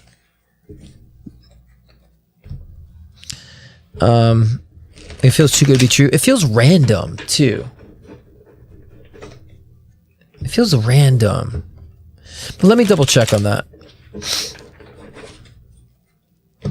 Because I immediately go to her. A lot of times when I think about something and it pulls me to another scenario, I see there's a similar energy. So my mom created beads, jewelry beads, and she had maintained that page for a long time, and she wasn't doing anything for a long time. So it wasn't really, it's some hobby she did for a while ago. And then recently she got 3 people wanting to have beads and so interested, and I'll send you the money now, but end up being scams, right? So my mind went to that, and I was trying to think, does this energy relate? And it kind of feels like the same energy here. So it feels like either something scammy or something that maybe will fall through or something that won't be able to connect. That's the energy I feel on that. It just feels out of the blue random too. Was it on Facebook too? Was it on social media? But I'm just going to pull a card on it.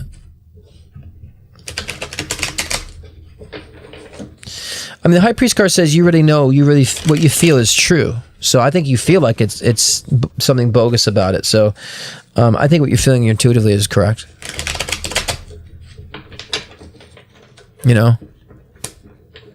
There's my mom. Yeah.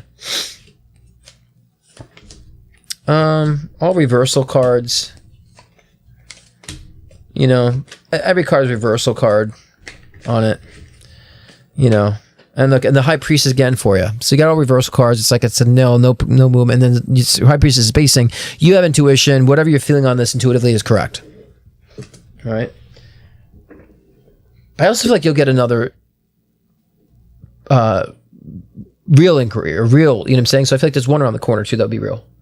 So I'm actually doing all the questions first, card pulls last. Do you see, this is for Michelle Mikanoski. I know I didn't say it right, sorry.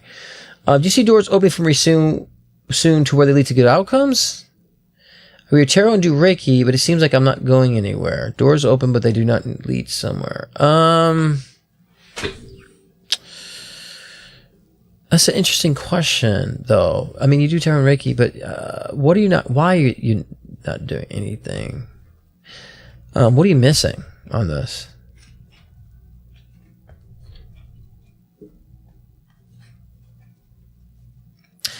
This is going to sound generic, but this is the message, is that I think you're relying too much on waiting for the opportunities instead of creating the opportunities. Like just getting yourself and doing it and presenting it. I think that's the block, is doors opening, right? It's like I said before to somebody else who's trying to get something off the ground. I said about the book, and I was telling Kristen about the book and saying, like, understand the timing. Like, it takes a while to nurture things, dude. I've been doing this for a long time. Just because some of you guys just see me new on social media, I've been working at this for a long time. Okay? And now I'm starting new in social media in little numbers. It takes time. I've been financially great while I've been doing it. I've been banging it financially. And I've had my dips in certain moments, got karma that came through, but for the majority of the time, I've been great financially.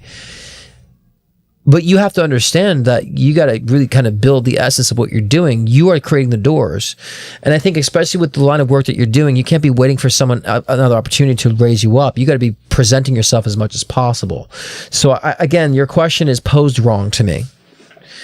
Your question is, what should I be doing to evolve my craft? And I'm saying is you have to be more accessible to people and present it in a way that that nobody else is presenting the work that you're doing. And I think that right now you're not shining through with that. And that is why you think there's no doors opening, but it's why things are kind of being more mundane. So be more creative in how you're expressing what you're doing and how you're presenting it. Watch what changes. We got to get out of this idea that somehow just because we're doing something that all of a sudden something's going to come to us. I'm not waiting for anything to come to me. Like, I'm putting myself out there. I'm doing what I got to do. I'm being available to people, and I'm going to be available to people in ways that other people are not available. Like, you're creating the door. So to me, the answer to this question is changing the mindset. The mindset's not in order for that. And once you do, watch what happens. And guys, not everything has to be overly mystified. And this is not just to Michelle. This is kind of like really inspiring me to think. A lot of guys are overly mystifying things too much. And yes, I can see what's going on and see what you're not doing, but a lot of this is not very mystical. It's like you need to maybe be more strategic in how you're presenting yourself. Maybe just rebrand yourself. It's that simple sometimes, and just watch what happens. I just feel, especially with Michelle too, I feel like a rebranding is in order. You're kind of like mundane of how you're branding. Find a good niche to your branding. That's what needs to be focused on, and watch the changes. And that's where things kind of flow, and you attract different circumstances, and it evolves. And right now, what we have to understand too, guys, is a lot of times you might be at a stage of your craft that your craft isn't evolved yet to take that next stage. Ask yourself, where are you at in the evolution of your craft? Because there's where levels where I was at with my craft, I was not able to maybe do other circumstances that I'm doing now currently. I had to learn more about the craft, and I had to do the whole is my boyfriend coming back type of reads all the time, right? And now it's all about soul evolution and like diving deep into things. And so before I wasn't kind of equipped for that, so I had to go through that type of modality of the work that I was doing. Ask yourself where you're at with the modality of your work that you're doing, and how you wish to evolve the craft. Because if you're not evolving the craft ain't going anywhere. And I learned that about my own craft. Every time I decided to do something different for my craft, something exploded for me. A door opened up, if you want to call it that. So that's coming from experience, plus that's also how the magic works. All right. Katie Wright. Hi, Scott. I'm considering taking a job that would require me to move back to Florida. I'm feeling a bit uncertain and would love any insights or advice that you might have about this decision.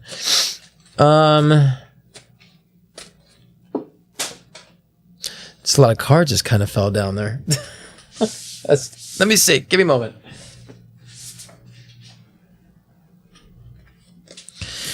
Surprisingly, I can't make a decision for you, so that's awful to think that I would have to tell you to do something or not do something. But I love how you pose a question. Any insights? You pose a question perfectly, so I love that. Somebody say, "What do I do? Tell me." It's like, we're not here to make your decisions.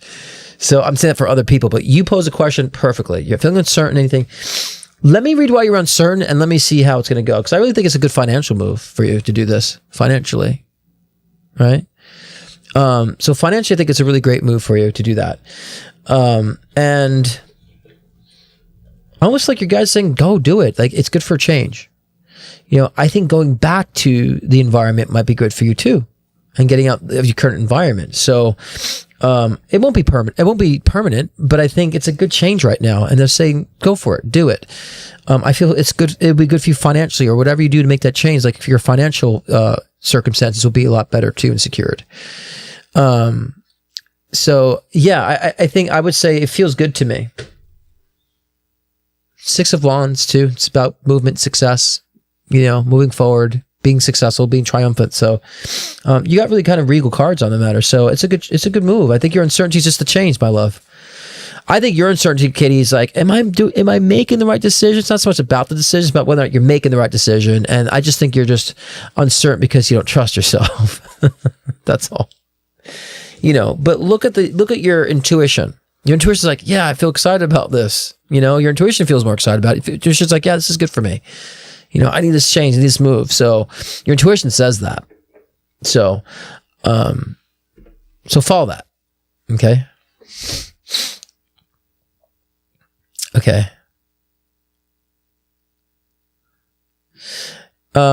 This is interesting. Money is pre-written. Yeah, it depends. I kind of believe that. I don't think it's all written in astrology too. Like for example, if your Saturn is in retrospect that indicates money issues, it could be that if you don't act in favor, that you could have money issues, or if you're not doing the work to be money issues. So, and you kind of said what I said before, Kate, too, because I was like, sometimes Spirit's like, we're going to withhold certain financial aspects until you complete the evolution of this phase too. Like, so yeah, there could be determinations of such about where you're at in the evolution phase. So yeah, I can kind of, nod my head to that, Kate, because sometimes Spirit's like, if you get all this money now, God, I don't need this on. I look, if you get all this money now, you actually will not learn the lessons you need to do to become successful. You'll get all that money, you'll blow it, and you won't learn the lessons required to sustain it, But so yeah, I agree with that too. In that retrospect, Kate, yes, good money, but a big change. Yeah, see, I knew the money was good. Home is everything, but you're going to make this home for you, okay, Katie? I feel like you're going to make it home for you. I do. I hate Florida. I lived in Florida. I hate it, right? I like mountains and, all that stuff and rolling hills. Florida's just flat, but I know a lot of people love it. And so I really feel like you will make it your home. It will feel like home to you. And I think it's just it's a good overall move for your trajectory overall. It feels good to me. So yeah, but follow your gut. I know your gut wants to, but just, again, question yourself about that. But I do feel like the change, you will make it your home. That's one thing it is with Florida. It's easy in Florida to make your space your home. I found that easy when I lived in Florida. It's kind of easy to nestle up, make things your home there, So I know you will. So that's a good thing. Talk about money, huh? She's got the money there, and she's like, I don't know. So I love the differences of people. Heather Rice, question. Not sure if I write it here in the chat. Well, you could. Well, one question. You should have wrote it there, Heather. But write it in the chat, Nina. If you can get Heather Rice to write her question in the chat for me, because yeah. Next is Ashley Monslave Kirk. Hi, Scott. My goddaughter Maya is currently in the hospital. Does she feel safe and protected? And will she overcome these obstacles? Thank you for your guidance. You were so great. Oh, you're so kind, Ashley. Thank you. Your goddaughter Maya is in the hospital.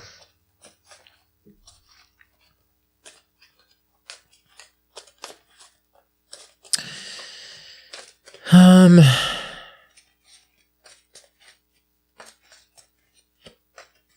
a massive deficiency that she has. I feel like she's got a chronic situation that needs attention, but it's like a chronic deficiency of something, I feel like. It might be affecting the respiratory, but I feel this issue feels almost like a lupus energy. I'm not saying it is lupus, but it feels like a lupus energy.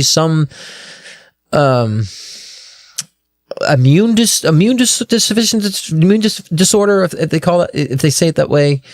But that's what lupus kind of is. It gives you that energy. I don't say that she has that, but it gives you that vibe of energy. So it's a chronic thing that I feel like she has to understand how to balance out the health of her immune system for me.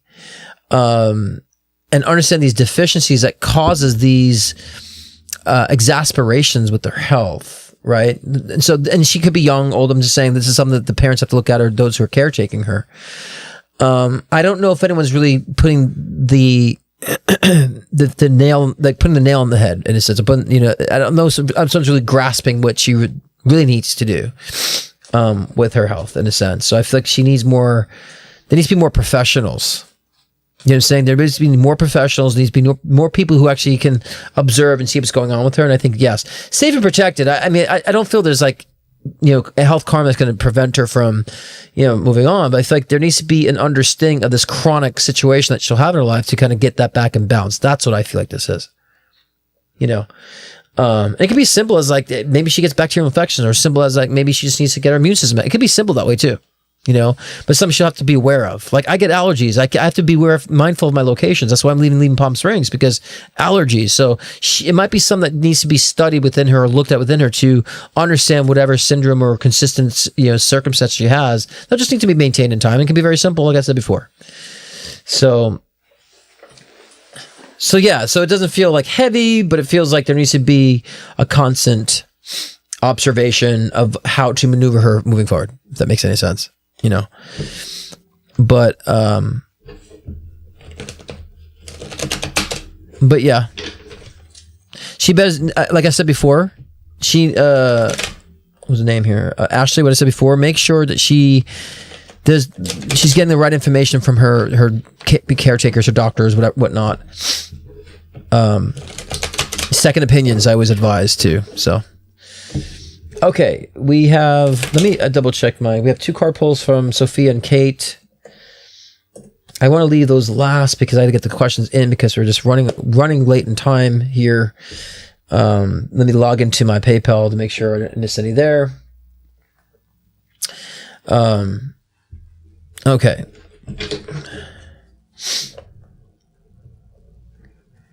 Okay, I'm just gonna get the questions down. For Felice B, at the end of a 5-year relationship that caused a lot of heartache, I took a year off from dating to focus on myself and healing. My friend and I went for a long walk on Saturday and randomly stopped at a bar on the way back home. For the record, I have zero desire to go out and talk to guys since my breakup, but ended meeting. Okay, I felt we had a lot in common. We talked for 3 hours and found out he lives right down my street. We exchanged numbers and a kiss, but I haven't heard from him. Any insight on if I've misread a connection? Maybe I need to be patient, or just need to accept this as a fun and spontaneous Saturday night, and I expect to hear back. Okay, you're good, Felice. You're good. I like how your mind works. So let me read his energy real quick. A lot of these questions require like drawn responses. So I'm trying to do my best for energy and time, and also for others that are waiting, because I have to be quick on these live shows. Like, that's it. As far as a person, I just feel like he's, they say spur of the moment guy, right? Has fun, spur of the moment, cool.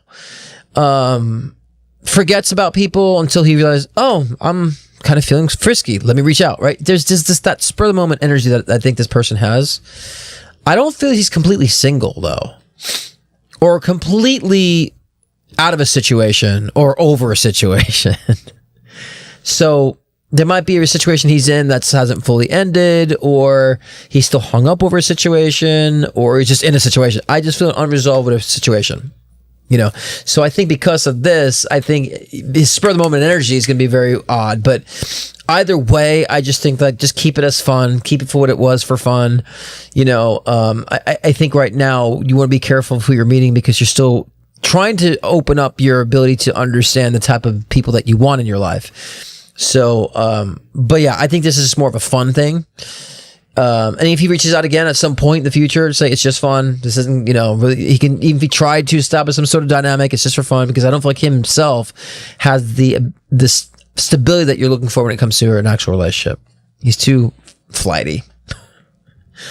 And not everybody, and I'm not saying just because he didn't respond. Some people don't respond. They wait a couple days, and they do all that, and they come through and they want to nurture it. And there's a lot of people that do that too. They wait a couple days. But him, it's kind of like spur of the moment. But then it's like I'm going to put it off. It's just a lot of that. I think that you're evolved from.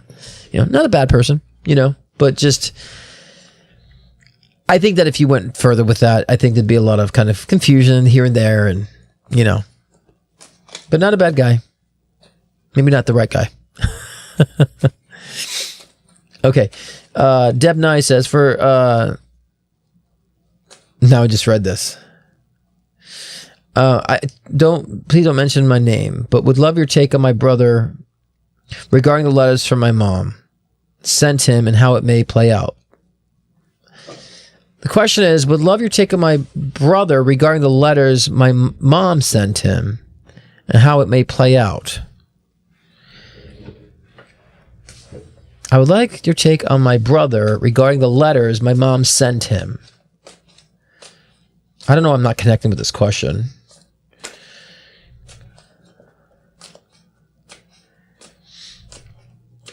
I'm just going to be very general with this one because the question is like not ringing a bell to me.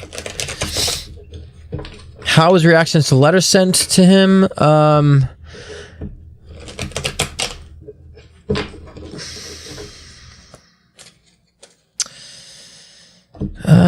I get resistance to, but then not resistance.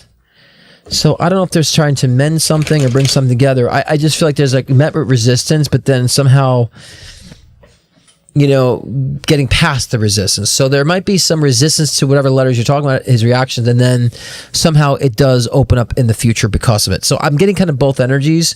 So yeah. So resistance at first, but then also open and then becomes open. That's the best I can take because I don't know what the hell this means, to be honest with you. So that's the best I can do on my read. I feel resistance from him, and then somehow he opens up and has a heart about it or has a understanding or connection with it. But at first, like, no, so whatever that means, you can put that into how the circumstances because it just, I don't read that very well other than I just get that being his energy, So I guess the good thing is at some point he'll be open, You know what I mean? So Heather, I think to put in the thing, right? I said put in there. She says, I prayed in to be of service and landed a job at a psychiatrist's office where I feel underpaid and under chaos. I'm not sure if I should stay or leave. Any advice helps. Well, understand where you're at now, like I feel like you need to land where you're at. I want you to understand where to build from. So, I really think this situation helped to give you the experience and also prepare you to launch you forward. So you need to be there. I always see we look at school, like certain jobs we have as schools. That's what this is for me. Of course, it's not permanent. I think that's the obvious here. It's not going to be permanent, but I think that you'll start looking in the next 6 months. You might have to stay there another 6 months, but I feel you might be able to latch on to something within 6 months. You'll get out of there. But there's also a lot is teaching you. I think we want to look at this too. I think you got to stop waiting for things to happen, stop waiting for change to happen, and, understand that you're putting the work in. This is all about putting the work in and letting things harvest, but not looking and waiting for things to happen. So, understand you're planting seeds. It's planting intellect and experience for you. But I think in 6 months' time, there might be other opportunities that kind of merge you out of it or merge you into something, beyond, evolved from that, I feel like. But understand why you're there. Okay. So I mean that it reads good to me, but I feel like it's really what's going to link you to the next stage in your life. Actually, so all right. Card pull for Brenda Zolberg. Remember, guys, card pulls are very simple, generic. They're just meant to pull a card and give a message. Card pulls are not full-on reads. Just want to be very clear about that. So there's been a massive change, they're saying, with you, Brenda Zolberg, Brenda S. That there might be a lot of change within your environment. So things might be breaking down, beliefs might be breaking down. There might be some changes of things shaking things up, even with your family, your extended family, and so forth. And so they're saying because of this change is happening, or this kind of breaking down, or ruckus of energy or chaos that's been around you within the family, that You want to make sure you keep to yourself. The Hermit card's all about keeping to yourself, staying reserved. Don't get involved. Whatever the chaos is in the family or changes, keep a distance, keep to yourself, and learn to look within yourself and your own feelings and emotions, and let those who need to take care of the chaos take care of it, and let yourself kind of stay out of it. It's what I'm sensing the cards are saying in that regard, and that could also bring a lot of change for you. The Tower card is disruptive change. But if that disruptive change feels like it's outside of you, more so around you and people that's connected to you, time to stay within the self. I say this and self-reflect. Time to stay within the self, and I get the self-reflection card.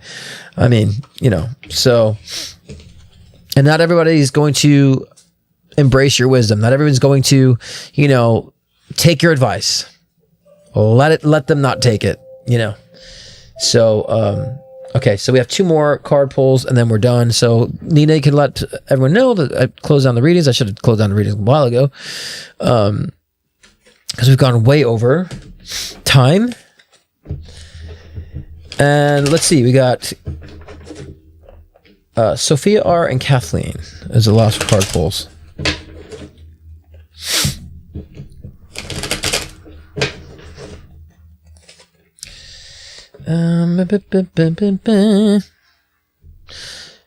This is 4 of Wands. This is a moving card, new home card. So there might be a new home energy. I'll say this, Sophia. So you might decide it's time to move, time to get a new location. Maybe it's time to freshen up my home life. All that home energy, that's now. If you ain't doing it, think about it. Start putting emphasis in the home life. The Magician card in reverse is kind of emphasizing you're not doing that you're not transforming your work, your home environment, and that you might want to start doing that and focusing on that, and ask yourself, am I happy where I'm at? And if I am, then maybe just redo my home. And you might feel an urge to redo your home. If not, just move to a new home. So that's new energy. Make sure you're actually taking care and putting care into the home life. Make sure you're actually shifting and shaping your home environment. So, that's important. That feels like a settling energy for me too. But that's also going to attract love. That's going to enhance love. So I feel change in the love arena too because of that. More so love of self and love of those around you. So I feel a settling energy with that, or need to settle into the home energy, which is good. Could be a new home, or just your home is new in a new way you redo it. Last but certainly not least is Kathleen Prentice, and then we're going to get to our sound bathing, and then we're going to close down shop here, right? All right. Shuffle the shuffle, Kathleen Prentice. Okay.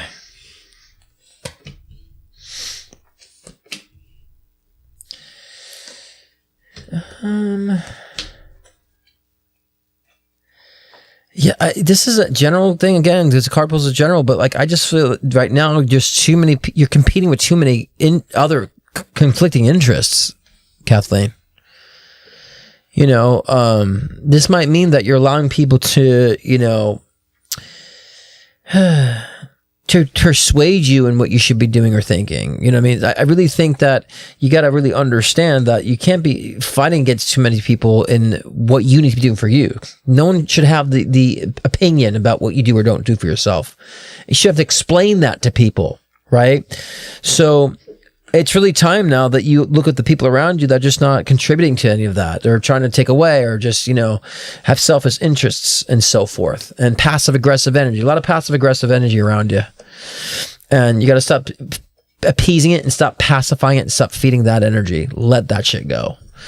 And understand, like, I don't have to keep being on defense with these people. And if I'm on defense with people, then they should be in my life. It's kind of what I was saying in the collective read. Nine of Pentacles is all about practicality for me too, so being very practical. And there might be a legal issue too, like maybe it's some money. I don't know if I helped said this before with you, but there might be some sort of money in your favor, some of that nature. It feels small, just money in your favor or something of that nature, I feel too. But take care of yourself. Don't have too many people who are just like conflicting ideas all the time. That's just unproductive. That was kind of the read the cards are saying.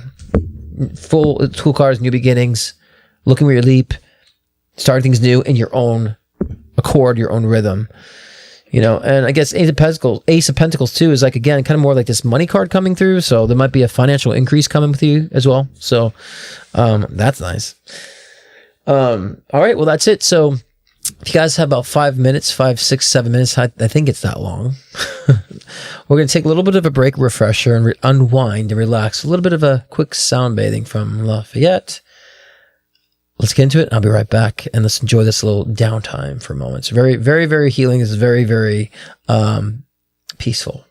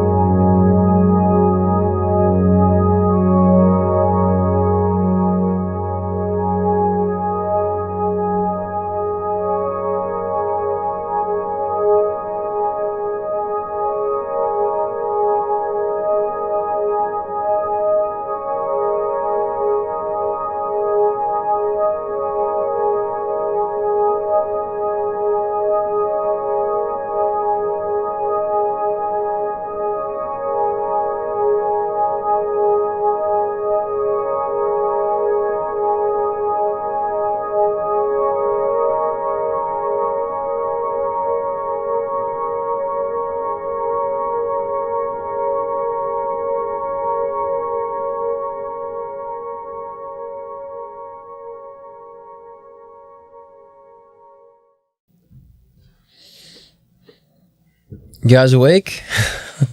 Y'all still with me? It's very peaceful, right? It's very zoning. See, isn't that the beautiful nature and dynamic of life? You have this ups, intensities, lows, maybe of sadness, neutrality of just indifference, heights of love, right? Melancholy, then peace. You see, if this evening was just one note, it'd be boring. And so we need to embrace the dynamics in our lives and understand it complements each other. It's an orchestra. It's a symphony. And every mode and dynamic complements each other. And we embrace that. Then we don't look at these other energies that are not about happiness and love and light. We don't look at it as negativity or like, oh, my life is bad. We're not afraid of experiencing them. We understand it's dynamic. It's a movement in our life. Become more embracing of that. So, I love that. And so love you guys, y'all, from coming and stopping by tonight. And those of you who just stopped by a little late during the live reading segments, go rewatch the collective read. It's more for everybody. And my discussion on the topics, soul blueprints, which will be more directed for you too, because, this portion is all the live one-on-one readings, which, some people don't relate to that and they dip out. So, and so I appreciate every single one of you guys for coming on. If you guys want to book a one-on-one private session, leadscottcruzpm.com. Again, life readings, mediumship sessions, intuition builder, all that great stuff. And I will see you guys next week. If you have any suggestions on topics, put in the comments. Like, subscribe, all that shit nits you hear from YouTubers. I'm trying to be one. I'm trying. I even cringe even trying to say like, subscribe. But I'm here and we're all here and we're going to build up a great army of people that are really inclusive. They don't just say are inclusive. They don't just say love and light, but truly are. And that's the goal here. Spread the word, spread the love. And remember, you're all the gods and the goddesses of your own myth. What do you want to create? Much love. Good night, guys. Scott Cruz is popularly known for his life-changing one-on-one readings to also guide in your soul ascension journey. With life readings, get insight into your relationships, career, health, trauma healings, past life regressions, and more. Want to connect with a loved one who's transitioned? Scott's mediumship session can be the gateway to you and your loved ones in spirit bridging the gap between the physical and the spiritual realm. If you want to enhance your own psychic ability, Scott's Intuition Builder session can help expand your psychic and mediumship abilities. So sign on to scottcruzpm.com to book your own personal session today.